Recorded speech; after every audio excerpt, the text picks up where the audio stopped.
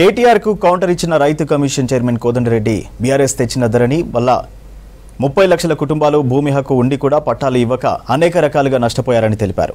అప్పట్లో కేసీఆర్ భూదాన బోర్డును రద్దు చేసి అర్ధరాత్రి దర్వాజాలు ఇరగ్గొట్టి దసరాలు ఎత్తుకెళ్లారని ఆరోపించారు. ఇందిరాగాంధీ పేదలకు అసైన్డ్ చేసిన భూములను రియల్ ఎస్టేట్ వాళ్లకు వేలం వేసి అమ్మిన ఘనత కేసీఆర్దే అని చెప్పారు.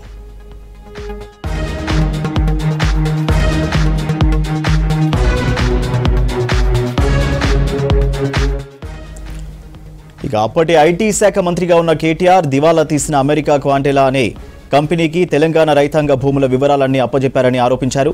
రైతు బ్యాంక్ ఖాతా నంబర్, ఆధార్ కార్డు వివరాలు వాళ్ళకి ఇచ్చారని చెప్పారు. 30 లక్షల రైతుల కుటుంబాల జీవితాలను విదేశీ కంపెనీ చేతిలో పెట్టి వారి జీవితాలతో ఆడుకున్న ఘనత కేసీఆర్దే అన్నారు. రెవెన్యూ శాఖ నిర్వహించి రైతులను నమ్మించిన కేసీఆర్, ఐటీ శాఖ మంత్రిగా రైతులను మోసం చేసిన కేటీఆర్ ఇద్దరు నేరస్తులే అన్నారు కోదండరెడ్డి. ఖమ్మం జిల్లాలో మిర్చి రైతులకు బేడీలు వేయడం అప్పటి కేసీఆర్ ప్రభుత్వ నిర్వాహకమన్నారు. ఇప్పుడు రైతులపై కేటీఆర్ చూపిస్తున్న కపట ప్రేమను చూసి ఆశ్చర్యం వేస్తోందన్నారు కోదండరెడ్డి.